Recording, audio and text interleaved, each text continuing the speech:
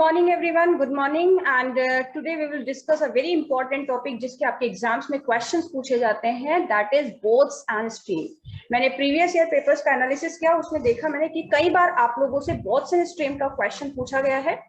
So good morning and welcome on this channel grow together. जो लोग यहाँ पे लाइव अटेंड कर रहे हैं क्लास को, इट्स वेरी गुड। एंड बाद में ये सेशन आपका यूट्यूब पे भी अपलोड रहेगा, तो आप लोग यूट्यूब पे भी इसको देख सकते हो।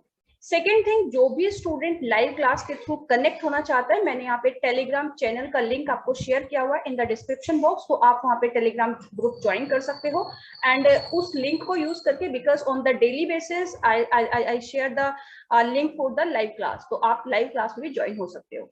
चलिए तो स्टार्ट करते हैं। It's a very very important concept, boats and stream. बहुत सिंपल सा कंसेप्ट है ये, आपका टाइम स्पीड एंड डिस्टेंस का कंसेप्ट है, राइट। तो हम यहाँ पे लास्ट 1 मंथ की प्रिपरेशन कर रहे हैं, कुछ इंपॉर्टेंट टॉपिक्स को हम यहाँ पे डिस्कस कर रहे हैं बच्चे, जो हम लोगों से पूछे जाते हैं एग्जाम में, राइट। तो उसमें से एक इंपॉर्टेंट टॉपिक जो मैंने आज यहाँ पे पिक किया है, from the time speed and distance concept is the boats and streams, ठीक है। तो आपके पास अब इस क्वेश्चन को इस कंसेप्ट को कराने के बाद I will solve the 4 to 5 question on the same concept, and then कुछ क्वेश्चंस मैं आप लोगों को टेलीग्राम ग्रुप पे शेयर कर दूंगी, आप वहां पे प्रैक्टिस कीजिए।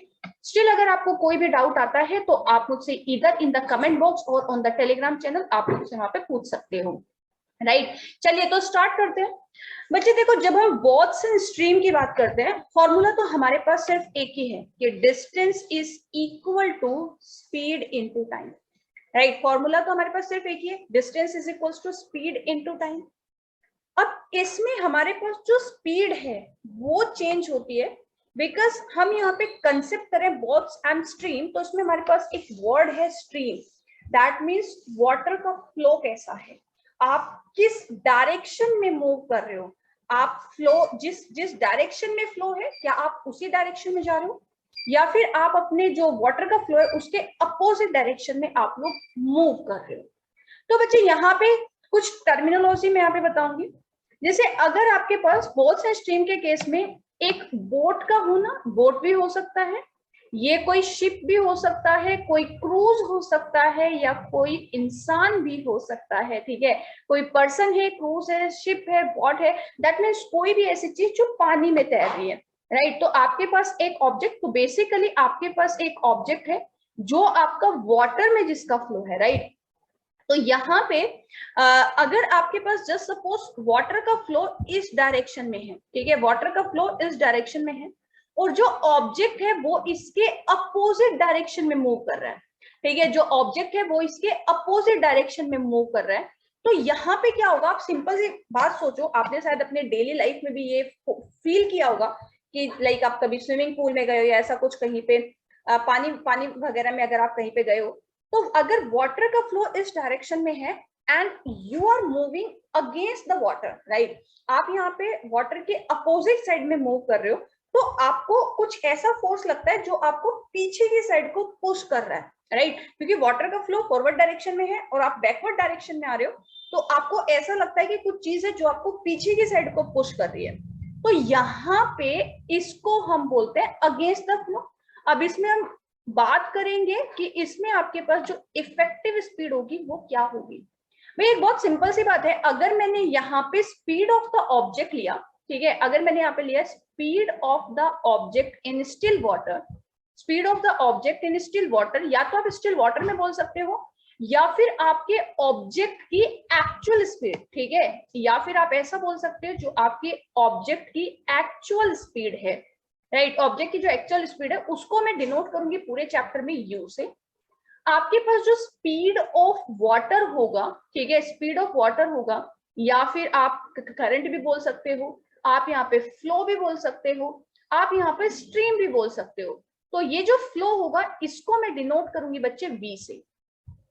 And in the third case, अगर आपके पास में स्पीड ऑफ द ऑब्जेक्ट, हाँ, स्पीड ऑफ द ऑब्जेक्ट, वो ऑब्जेक्ट आपके पास कुछ भी हो सकता है, boat, ship, cruise, person, speed of object in favour of, ठीक है, इन फेवर ऑफ फ्लो, ठीक है, या फिर in the direction of flow, like अगर आपका ऑब्जेक्ट फ्लो की डायरेक्शन में, मतलब सेम डायरेक्शन में मूव कर रहा है, if the object is moving moving in the same direction of the flow. तो अगर वो सेम डायरेक्शन में है, ठीक है, that means object and flow का जो डायरेक्शन है, ऑब्जेक्ट एंड फ्लो का जो डायरेक्शन है, अगर आपके पास वो सेम है, राइट, अगर आपके पास वो सेम है, तो यहाँ पे आपकी जो स्पीड होगी बच्चे वो u प्लस वी हो जाएगी। क्योंकि आप खुद सोचो, अगर इस डायरेक्शन में आपका वाटर का फ्लो है और इसी डायरेक्शन में आप मूव कर रहे हो, तो आपको ऐसा फील होता है कि कुछ फोर्स है जो आपको फॉरवर्ड डायरेक्शन में पुश कर रहा है, मतलब उसी डायरेक्शन में पुश कर रहा है जिस डायरेक्शन में आपका वाटर का फ्लो है। सो अगर वाटर के फ्लो की डायरेक्शन और ऑब्जेक्ट की डायरेक्शन दोनों की सेम है, तो यहाँ पे जो इफेक्टिव स्पीड होगी वो u प्लस v हो जाएगी। आपको रटना भी नहीं है, बहुत सिंपल सा कंसेप्ट है भाई। जिस डायरेक्शन में पानी का बहाव है उसी डायरेक्शन में अगर आप जा रहे हो तो आपको वहां पे अपनी स्पीड में कुछ इंक्रीमेंट दिखता है, वो क्या होता है, u प्लस v। करेक्ट है। मान लो अगर आपकी स्पीड 20 किलोमीटर पर आवर है और स्ट्रीम का स्पीड जो है वो 10 किलोमीटर पर आवर है, तो आपकी स्पीड 30 किलोमीटर पर आवर हो जाएगी इफेक्टिवली, अगर आप सेम डायरेक्शन में मूव कर रहे हो, है ना, राइट। तो अब हम चलते हैं फोर्थ। अगर बच्चे आपके पास स्पीड ऑफ द ऑब्जेक्ट, ठीक है, अगर आपके पास speed of the object in against of speed of object in against of flow, ठीक है, इन अगेंस्ट ऑफ स्ट्रीम बोल सकते हो या फिर आप फ्लो बोल सकते हो। दैट मीन्स अगर आपका वाटर का डायरेक्शन ये है, अगर आपका वाटर या आपकी जो स्पीड, जो आपका वाटर का फ्लो है वो इस डायरेक्शन में है, and you are moving in the opposite direction, ठीक है, you are moving in the opposite direction, आप इस डायरेक्शन में मूव कर रहे हो। तो मैंने आपसे बताया था कि अगेंस्ट द फ्लो में आपको ऐसा फील होता है कि someone या something is pushing you backward, that means in against of। तो यहाँ पे जब आप स्ट्रीम के फ्लो के अगेंस्ट में वर्क करोगे तो आपकी जो स्पीड होगी वो u माइनस v हो जाएगी।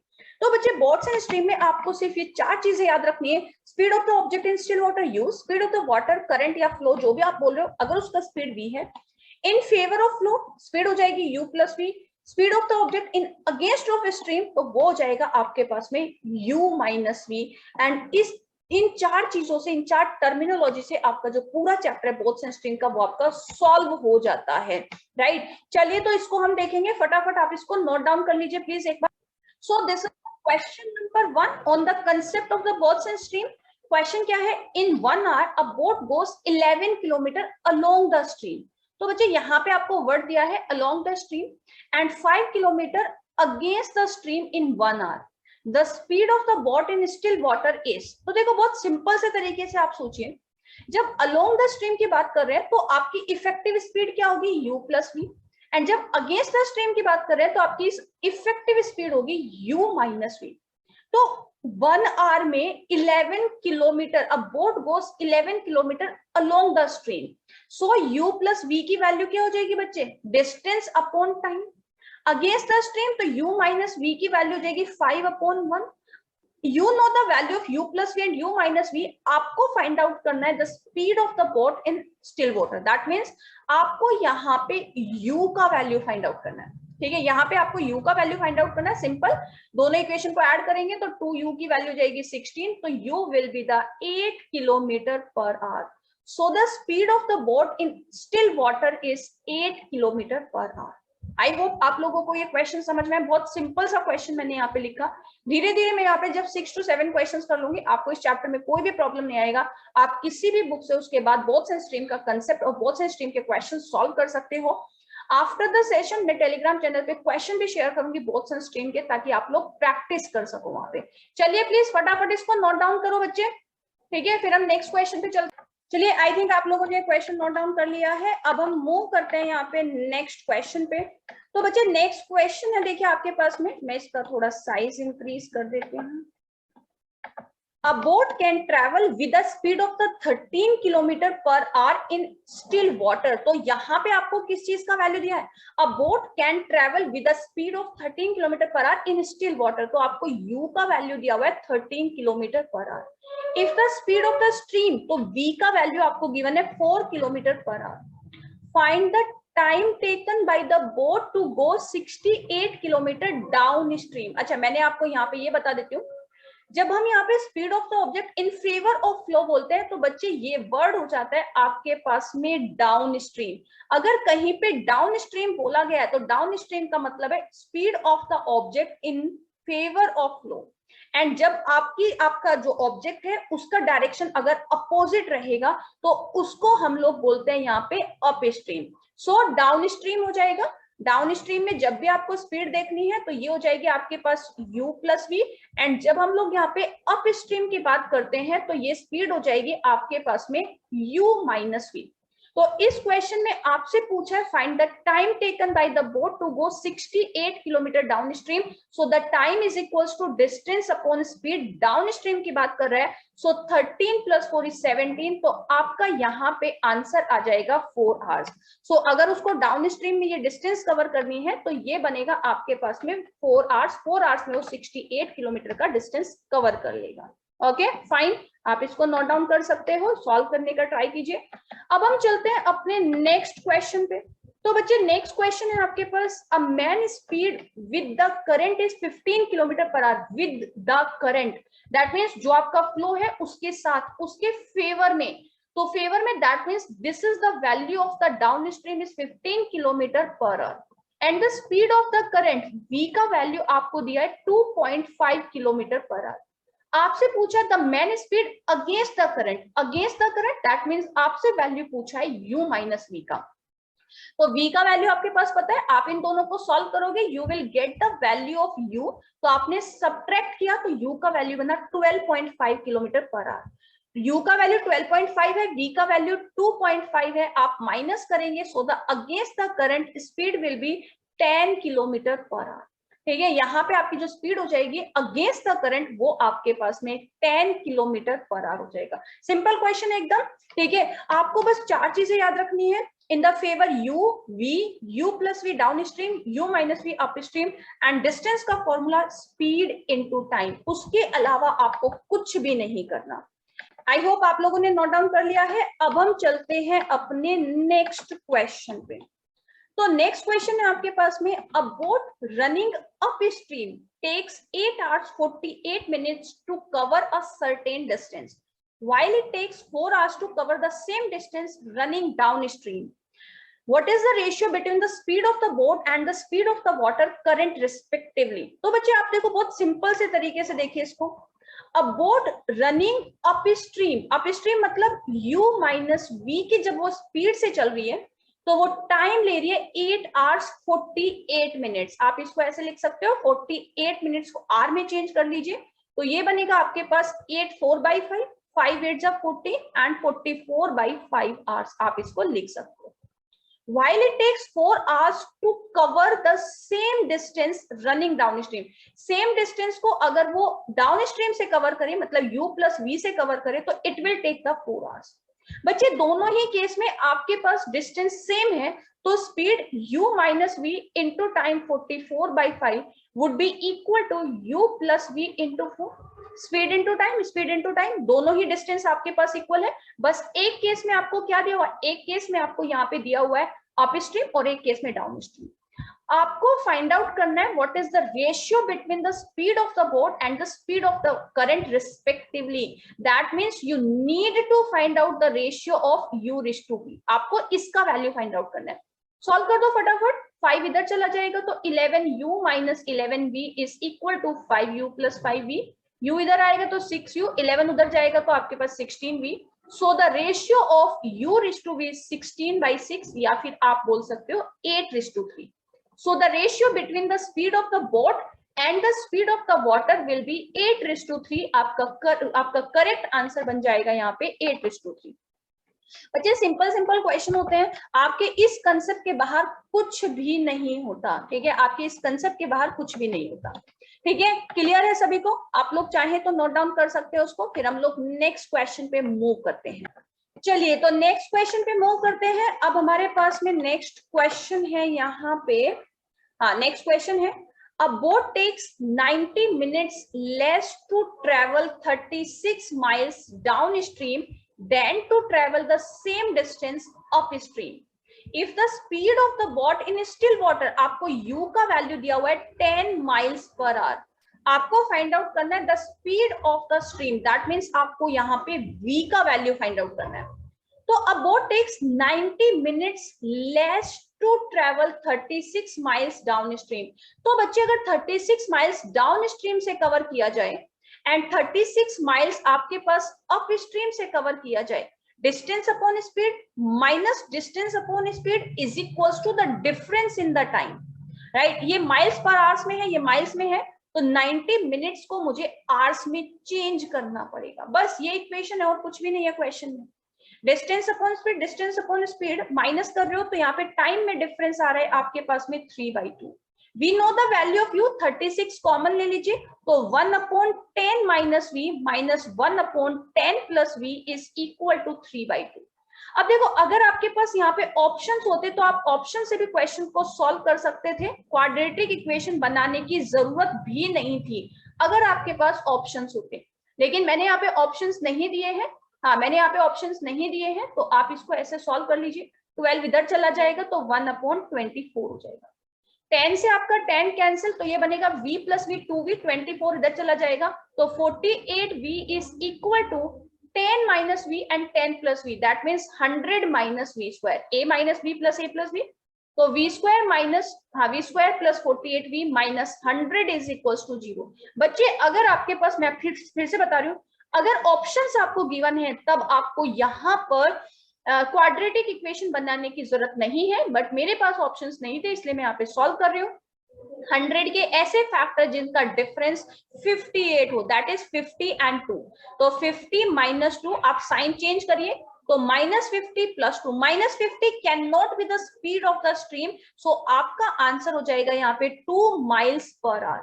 सो the speed of the stream would be 2 miles per our.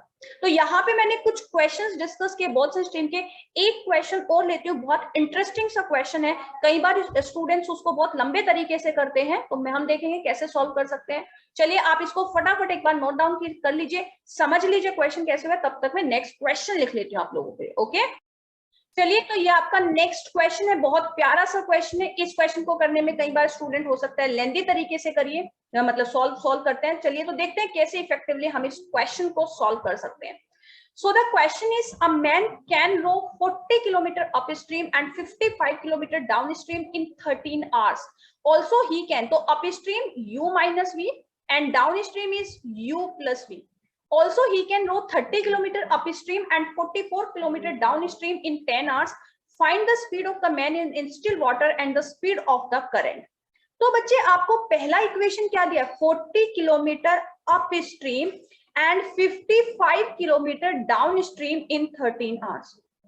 Second equation आपको दिया है 30 kilometre upstream and 44 kilometre downstream in 10 hours. Find the speed of the man in still water. That means आपको u का value find out करना है and current आपको v का value find out करना है। तो बच्चे कुछ स्टूडेंट ऐसा सॉल्व करेंगे, यहाँ पे एलसीएम ले लेंगे, then they will make the quadratic equation, उसमें बहुत लेंथी क्वेश्चन हो जाएगा। आप यहाँ पे ऐसा देखो, इसको वो अर्जुन वाली निगाहों से देखो, this is 40 into 1/u minus V, this is 55 into 1/u plus V, right. Second equation में बच्चे ये आपके पास में जो कोएफिशिएंट है 1/u माइनस वी का कोएफिशिएंट है, 44 आपके पास 1/u प्लस वी का कोएफिशिएंट है इक्वल टू 10, करेक्ट है।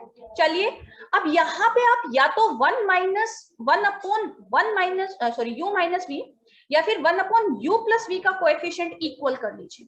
तो मैंने क्या सोचा, अगर मैं इसमें 3 से मल्टीप्लाई कर लेती हूँ पूरी इक्वेशन में और यहाँ पे 4 से मल्टीप्लाई कर लेती हूँ, अलग से मल्टीप्लाई करने की जरूरत नहीं है। 40 इंटू 3 ये आपका 120 बनेगा, 55 इंटू 3 ये आपका 165 बनेगा, 13 इंटू 3 ये आपके पास 39 बनेगा। यहाँ पे ये 120 बनेगा, यहाँ पे अगर आप देखो तो ये 176 बनेगा और यहाँ पे ये 40 बनेगा। आप इन दोनों इक्वेशन को जब सब्ट्रैक्ट करोगे, 1/u माइनस v का कोएफिशिएंट इक्वल है, तो ये दोनों इक्वेशन माइनस हो जाएंगी। यहाँ पे बच्चे 165 है, यहाँ पे 176 है, तो आपके पास ये वैल्यू बन जाएगी 11 इंटू 1/u प्लस v। ठीक है, मैं आप इसमें से इसको माइनस कर लो, माइनस प्लस का चक्कर ही खत्म। 40 माइनस 39 इज 1, तो you will get the value of u plus v का वैल्यू जो मिलेगा आपको 11 होगा। बस अब आप u प्लस v का 11 वैल्यू कोई भी इक्वेशन में रख दीजिए। मान लीजिए मैंने इस इक्वेशन में पुट किया, तो 40/u माइनस v 55/11 5 आ जाएगा इक्वल टू 30। तो यहाँ पे 40/u माइनस v का वैल्यू 13 माइनस 5 इज 8 से कैंसिल होगा 5 पे। So you will get the value of u minus v equal to 5। सो आप यहाँ पे u एंड v को एक अलग अलग कोएफिशिएंट कंसिडर करके, अलग अलग वैल्यू कंसिडर करके मत देखिए। आप यहाँ पे 1/u minus V and 1/u plus V को एक प्रॉपर एक वेरिएबल सोचिए कि 1/u minus V 1/u plus V एक सिंपल एक सिंगल आपके पास वेरिएबल है। उनके कोएफिशिएंट को इक्वल करके जैसे भी हम लोग लीनियर इक्वेशन सॉल्व करते हैं उस तरीके से आप अपने इक्वेशन को सॉल्व कर सकते हो। तो जब आप इनको ऐड करोगे 2u इक्वल टू 16 तो u का वैल्यू हो जाएगा 8 किलोमीटर पर आवर। जब आप इनको सब्ट्रैक्ट करोगे तो ये हो जाएगा 2v इक्वल टू 6, तो v का वैल्यू बनेगा आपके पास 3 kilometre per our. So the speed of the man in still water is 8 kilometre per our and speed of the current is 3 kilometre per hour. तो यहाँ पे बच्चे जो भी वैरायटी के क्वेश्चंस बन सकते हैं, बाकी बहुत सारे क्वेश्चंस हो सकते हैं, लेकिन कंसेप्ट एकदम सेम है। मैंने जिस टाइप का पॉसिबल क्वेश्चन बन सकता है वो मैंने यहाँ पे करा दिया है। सो आई होप आप लोगों को बॉट्स एंड स्ट्रीम अच्छे से समझ आया है। हम लोग यहाँ पे नेक्स्ट क्लास में फिर मिलेंगे। आपकी नेक्स्ट क्लास में कुछ और टॉपिक में लेके आऊंगी जो आपके प्रीवियस ईयर क्वेश्चन में, एमएचसीटी के प्रीवियस ईयर क्वेश्चन में आपसे क्वेश्चन पूछा गया है। एंड प्लीज आप लोग अच्छे से वीडियो को देखिए, अच्छे से क्वेश्चन को समझिए। अगर आपको कोई भी डाउट आता है आप मुझे कमेंट बॉक्स में पूछ सकते हो। आप मुझे जो जीमेल आईडी है मेरी growtogether68@gmail.com, उस पर भी रीच आउट कर सकते हैं मुझको, ठीक है। एंड अगर आपकी कोई भी रिक्वेस्ट है तो yes definitely let me know, I will definitely help you in your preparation. So thank you so much guys. And अगर आपको क्वेश्चंस अच्छे लग रहे हैं तो प्लीज सब्सक्राइब जरूर करो और नोटिफिकेशन आइकन जरूर प्रेस कीजिए कि अगर आपसे लाइव जूम क्लास मिस हो जाती है तो आप वहां पे आराम से अच्छे से अपने क्वेश्चंस को यूट्यूब पे देख सकते हो, बिकॉज आपके एग्जाम में इतना टाइम नहीं है। चलिए, so thank you so much guys, bye bye, take care.